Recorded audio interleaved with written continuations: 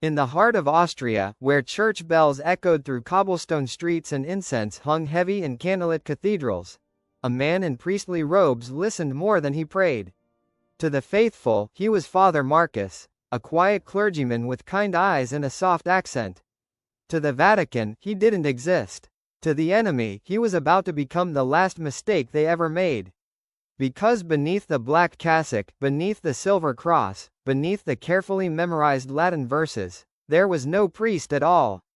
There was Mossad, and Austria, neutral, peaceful, untouchable, was about to become the most dangerous hunting ground in Europe. Vienna had always been a city of masks.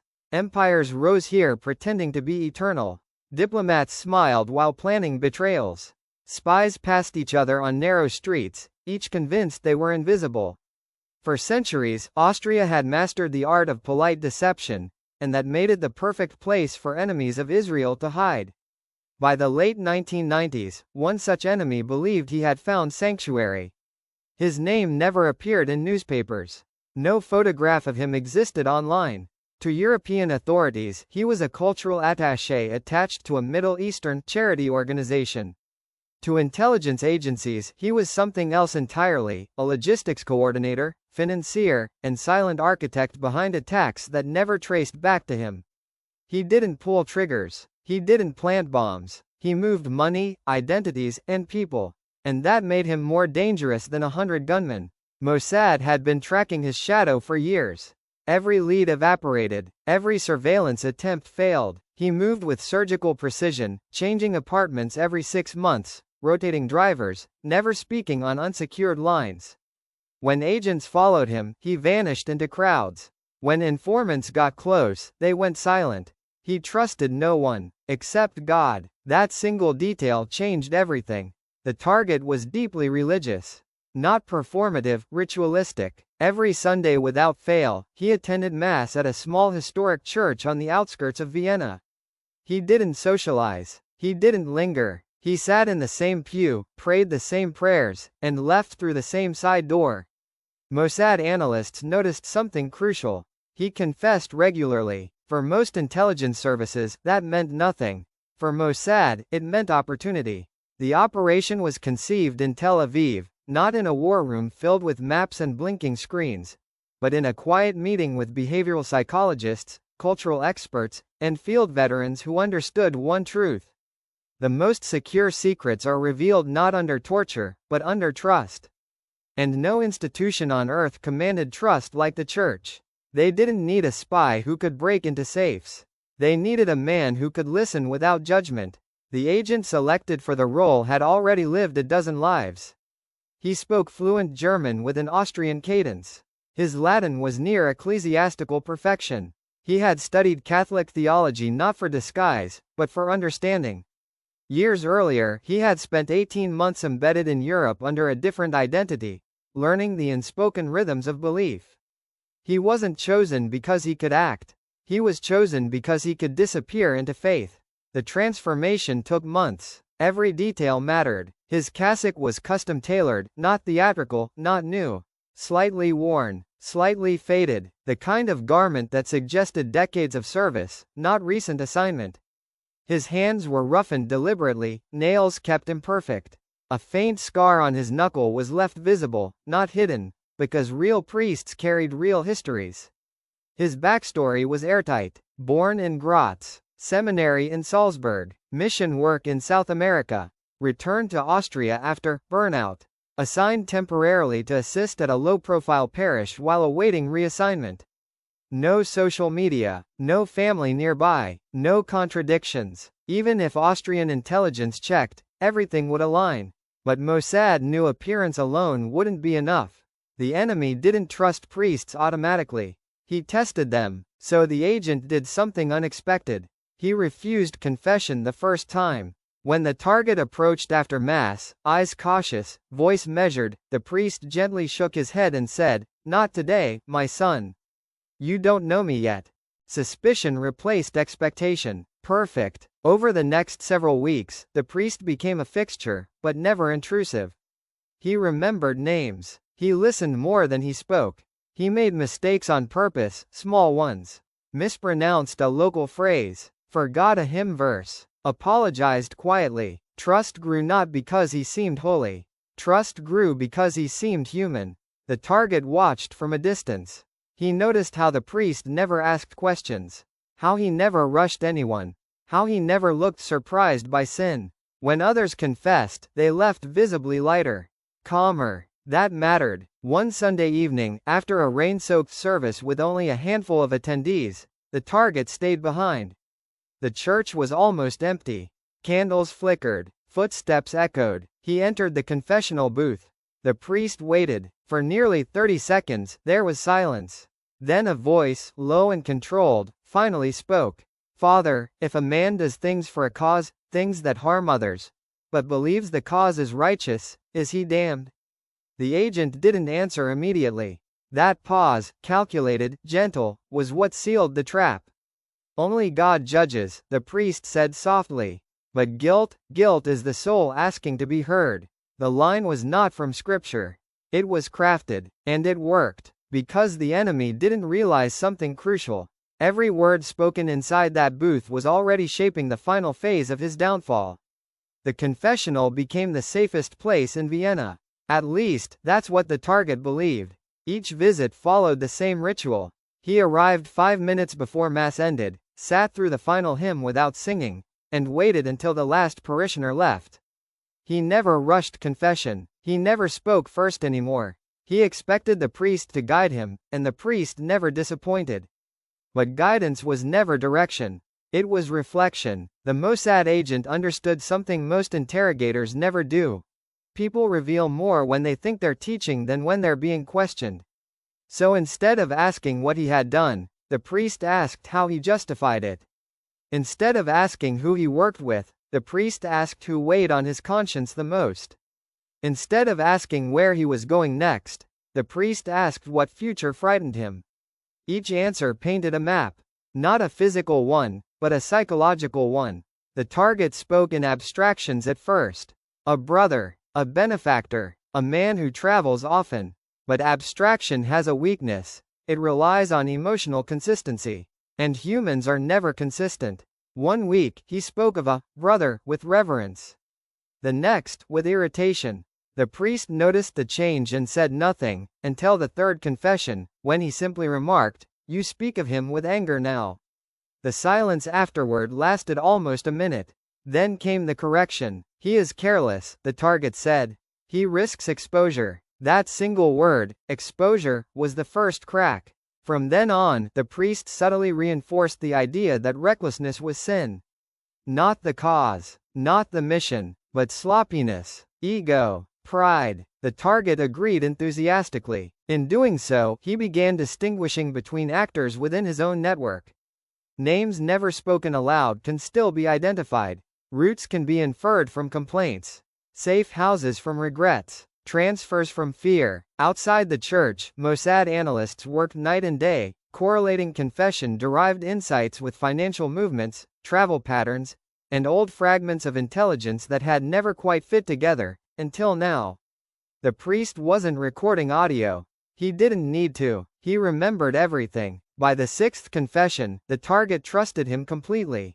So completely that he made a fatal mistake. He asked for advice. "Father," he said one evening, voice unusually strained, "if a man knows the authorities are closing in, is it wiser to flee early, or wait and trust that God will shield him?"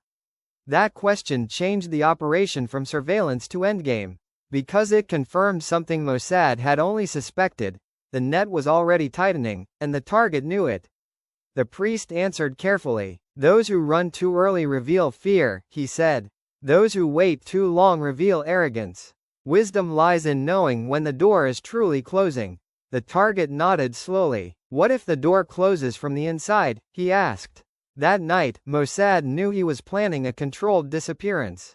Over the next 2 weeks, the confessions became more detailed, without becoming more explicit. He spoke of documents that could not fall into the wrong hands. Of friends who would be endangered if he vanished suddenly. Of a journey disguised as routine. The priest never asked where. He asked what burden it carried. And burdens, once described, reveal their weight. Meanwhile, Austrian counterintelligence noticed nothing unusual. Why would they? Mass raised no alarms, and Mossad, expert in operating beneath thresholds, kept everything deliberately small. No tails, no visible coordination, no sudden movements. Until the final confession. It happened on a Tuesday, an unusual day. No mass scheduled, no parishioners expected. The target arrived unannounced. His composure was gone. He sat down and spoke immediately. "I leave tomorrow." The priest remained silent. Not permanently, the target continued. Just long enough for things to cool down. Still silence. "I need absolution," he said. "For what I've done. For what I will do." This time, the priest asked a question he had never asked before. "Are you afraid?" "Yes," the target admitted. "But not of death. Of betrayal." The priest leaned forward slightly. "Then understand this," he said. "Betrayal rarely comes from enemies. It comes from believing one disguise too deeply." The words landed, but not in the way intended. The target smiled faintly. "You understand more than you let on, Father." That smile confirmed everything. The man suspected danger, but not from the church. Not from the priest. He left the confessional believing he had confessed safely one last time. Outside, Vienna continued its evening routine. Trams passed. Tourists laughed. Lights flickered on. And somewhere beneath the city's calm surface, Mossad activated the final phase, one that would not involve arrest warrants, gunfire, or headlines. Only paperwork. Only borders. Only timing. Because when the enemy disappeared the next day, the world would assume he escaped. And that assumption was exactly what Mossad wanted. The disappearance was designed to look ordinary. That was the brilliance of it. No sirens. No midnight raids. No men in black coats waiting outside an apartment door. Instead, the target left Vienna the way thousands of professionals did every week, quietly, legally, invisibly. His passport was genuine. His ticket was booked weeks earlier. His luggage contained nothing incriminating. And yet, from the moment he crossed the airport threshold, every step he took was already owned. Mossad didn't intercept him at the gate. They didn't need to, because the real interception had happened days earlier, inside a church, inside a sentence that sounded like spiritual advice but functioned as psychological leverage. Those who wait too long reveal arrogance. The target believed the warning came from faith. In reality, it nudged him toward a very specific decision. Leave early, but not urgently. That nuance mattered. Leaving urgently triggers scrutiny. Leaving routinely dissolves into background noise.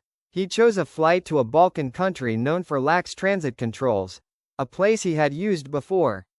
From there, he planned to move onward under a different identity, eventually resurfacing somewhere beyond European reach. It was a sound plan. Except Mossad had already anticipated it. The confession hadn't revealed destinations directly, but it had revealed preferences. He avoided countries with intelligence-sharing treaties. He disliked places where religious cover didn't blend. He preferred routes that allowed him to remain socially invisible. That narrowed the options to 5. Mossad prepared all 5. What the target never realized was that his greatest asset, his patience, had become his vulnerability. While he waited, Mossad didn't rush. They altered nothing overtly. Instead, they adjusted context. A minor delay in document processing. A subtle reclassification in a transit database. A name flagged, not as a suspect, but as, requires administrative verification. The kind of flag that doesn't stop you. It slows you. And slowing someone who believes he's escaping is far more effective than blocking him. At the airport, everything appeared normal. Security lines moved. Announcements echoed. The target passed through passport control without issue, though he noticed the officer glanced twice at the screen before nodding him through. Insignificant. He boarded the plane calm, composed, convinced he had outplayed everyone.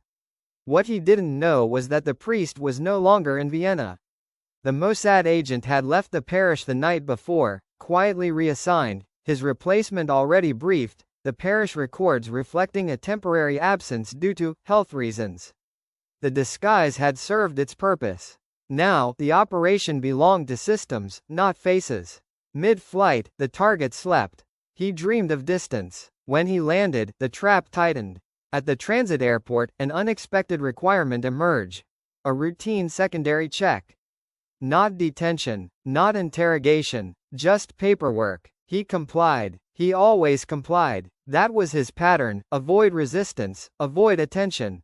The officer handling the check was polite, apologetic, almost bored. Just a few minutes, sir. Minutes became an hour. The connecting flight departed without him. Annoying, but not alarming. He booked another. This time, the system declined. A clerical issue. A supervisor arrived. Then another. Still no accusations. No raised voices. Just delay. And delay, for a man whose power relied on motion, was paralysis. Behind the scenes, Mossad coordinated with a third country, not to arrest him, but to hold him in limbo. A place where legal gray zones stretched indefinitely, where no formal charges were needed to justify waiting. Days passed, then weeks. His contacts stopped responding, not because they couldn't, but because they didn't dare. The silence unnerved him more than confinement ever could. And that's when the final realization surfaced. Someone had known. Someone had listened. He replayed his last confession over and over in his mind. The pauses, the responses, the way the priest had never judged, but always seemed to understand. Too well, the truth arrived not as panic, but as clarity. He had confessed not to God.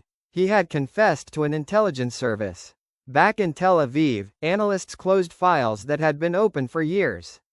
Networks unraveled quietly. Accounts froze. Operatives vanished into obscurity, not arrested, not killed, simply rendered ineffective.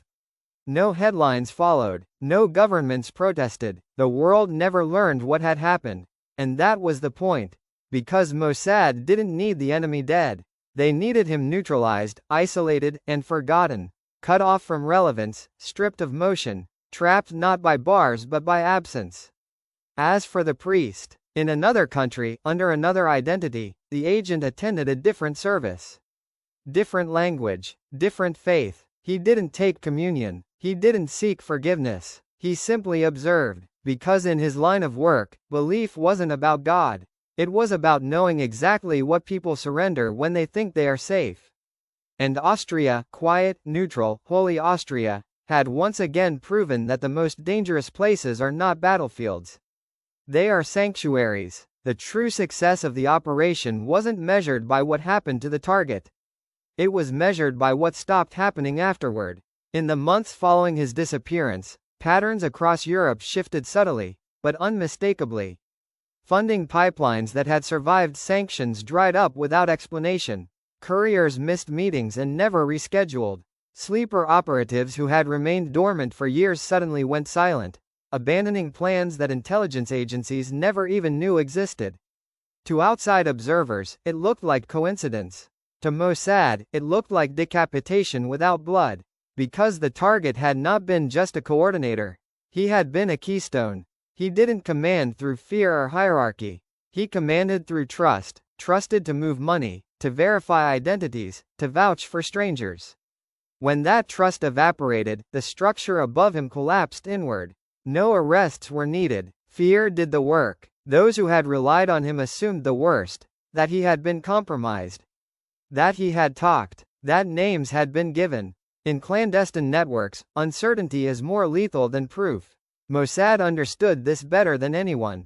That's why no attempt was made to publicize the outcome. No leaks. No triumphant briefings. The operation was filed under a classification so restrictive that even allied agencies received only fragments, enough to adjust behavior, not enough to reconstruct the method. Especially not the disguise. Because the disguise mattered more than the man. Across European intelligence circles, rumors circulated quietly. Not about Mossad, about churches. Was it safe to meet there? Was confession still sacred? Could clergy be compromised? The irony was deliberate. Mossad never confirmed anything. They didn't need to. Paranoia filled the vacuum, and paranoia forced enemies to abandon spaces they once considered inviolable. That alone justified the operation. Internally, the case was studied exhaustively. Not because it was dramatic, but because it was clean. No collateral damage. No diplomatic fallout. No violated treaties that could be traced. Just a man removed from circulation. Some within Mossad questioned the ethics, not of deception, but of faith-based cover. The debate was brief, intense, and ultimately settled by a cold operational truth. The enemy had already weaponized belief. Mossad had merely learned to walk inside it. The agent who played the priest submitted a report unlike any other. It wasn't technical, it wasn't tactical, it was psychological. He wrote about the way people change when they believe they are unseen. How confession wasn't about absolution, it was about relief. How guilt seeks witnesses more desperately than punishment.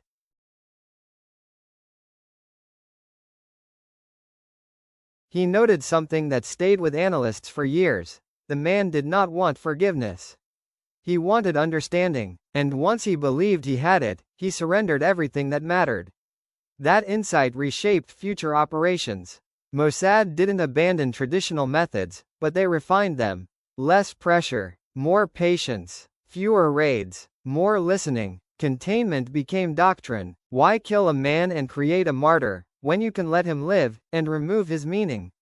The target remained in limbo.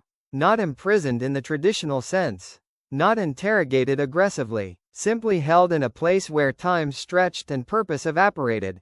His world shrank to routines, paperwork, waiting. He aged. His cause moved on without him. Eventually, even his enemies forgot him. That was the final punishment. As for Austria, the church returned to normal. Bells rang, candles burned, confessions continued. No one ever suspected that one booth, for a brief window in time, had served as the most effective intelligence-gathering platform in Europe.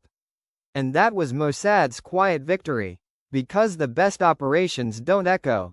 They fade. Years passed before anyone inside Mossad spoke about the operation again. Not because it was sensitive, many things were sensitive, but because it was uncomfortable. It didn't fit the mythology. There were no daring chases, no last-second gunshots, no dramatic extractions under fire. There was only a man in priest's clothing, listening patiently while another man dismantled his own life one confession at a time. That kind of victory sits uneasily even with professionals. The agent who had lived as Father Marcus never returned to that identity. Not formally, not ceremonially. One day he was a priest in Austria, the next, that man simply ceased to exist. Parish records showed a transfer that never happened. Letters went unanswered. Eventually, memory smoothed over the absence. That was intentional, but disappearance leaves residue. For months afterward, the agent struggled with something he had never encountered on previous missions. Not fear, not guilt, but echo. He found himself listening too closely in ordinary conversations, waiting for confessions that would never come. Silence unsettled him. Trust felt heavier than hostility ever had. He requested desk work. Mossad denied it. Instead, they gave him time. In their experience, operators who infiltrated belief systems needed space to separate the role from the self. The agency understood something outsiders rarely did. Deep cover doesn't end when the mission does. The man had not pretended to be a priest. For a while, he had been one. He had offered comfort. He had watched grief soften into relief. He had spoken words that mattered, words that stayed with people. And he had used that to destroy someone. The paradox lingered. One evening, years later, he sat with a senior handler who had overseen the operation from its earliest conception. No files were open, no notes taken. "Would you do it again?" the handler asked. The agent didn't answer immediately. "Yes," he said finally. "Because it worked." Then, after a pause, he added, "But not without cost." That cost never appeared in any report. The target, meanwhile, faded completely. There was no trial, no exchange, no public reckoning. His name surfaced occasionally in outdated intelligence summaries, always followed by the same annotation, inactive. No one came looking for him. No one asked for him back. His greatest fear, betrayal, had come true in the most precise way possible. Not through exposure, but through erasure. The network he once held together learned a lasting lesson. Churches were no longer safe. Neutral countries were no longer neutral. Silence was no longer protection. That lesson spread quietly, passed in whispers between operatives who had never met Mossad agents but felt their reach all the same. And that was the final effect of the operation. Not the removal of one man, but the poisoning of certainty. Because after Austria, enemies no longer knew where listening stopped. They spoke less. They trusted less. They moved less. Mossad never claimed credit. They didn't need to. Their philosophy had always been simple: if the enemy changes behavior, the mission succeeded. Somewhere in Europe, a confessional booth was rebuilt years later. Fresh wood, new curtains, a different priest. People continued to kneel, to whisper, to unburden themselves. None of them knew that once, just once, that sacred space had been transformed into a weapon sharper than any blade. And none of them needed to know. Because the most effective operations are not remembered as stories. They are remembered as absence. As things that never happened. As threats that quietly disappeared. And in the long ledger of intelligence history, that mission would remain exactly where Mossad preferred it. Unseen, unspoken, unanswered.